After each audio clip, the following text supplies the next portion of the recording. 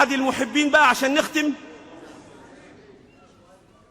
قال لي بقى نظر في القرآن الكريم فقال إن القرآن قد أهدي لرسول الله محمد. بيقول لك تقول له الفتحة النبي يقول لك كفر وشرك. ربنا بيقول له ولقد آتيناك 7 من المثاني والقرآن العظيم. فأنظم سور القرآن من سورة الفاتحة إلى سورة الناس هدية لرسول الله محمد.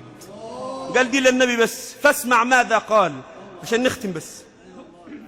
فقال فكان به صلى الله عليه وسلم فاتحة الوجود وبقرة آل عمران شربت من حوضه المورود وبررت النساء امتدت لمن بنوره مائدة الشهود وطافت به أنعام الأعراف ذوي الأنفال ونجى بالتوبة يونس وهود ويوسف برعد شدائده الثقال وسعد به الخليل إبراهيم في بنيان الحج وحصل به وحي النحل وإسراء الكمال له ليلا في كهف غره المصون وحملت بنوره مريم لأنه طه الأنبياء وحج المؤمنون ونور الفرقان للشعراء الكاملين والنمل آمن بالقصص لديه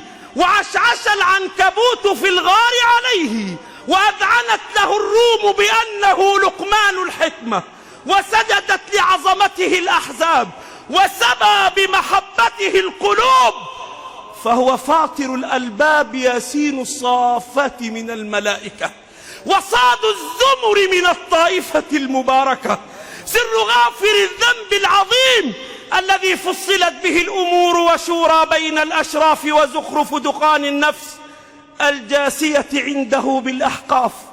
من هو؟ محمد صلى الله عليه وسلم صاحب الفتح والحجرات من التجليات العرفانية وقاف الزاريات من طور النفوس الإنسانية. من هو؟ نجم الأفلاك وقمر الأملاك المستمد من نور الرحمن الذي به واقعة الحديد والمجادلة وحشر الممتحنة للصف في الجمعة مع المنافقين في ثغابن المقاتلة منه طلاق التحريم وميم الملك ونون الحاقة الإحسانية ومعارج نوح والجن السالكين في المقامات الإيمانية. من هو؟ المزمل والمدثر صلى الله عليه وسلم زين القيامة وفخر الإنسان وذوي المرسلات لأهل النبأ والعرفان القاطع للمطففين من شقاق البروج الطارق حضرة الأعلى بغاشية الفجر في البلد المولود. من هو؟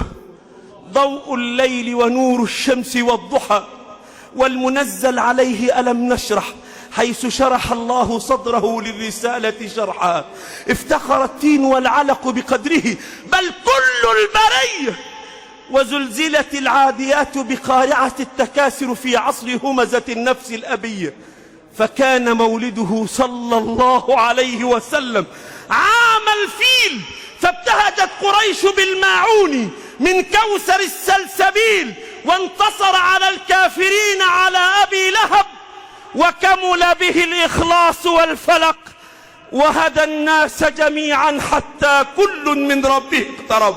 اللهم صل وسلم وبارك عليه وعلى آله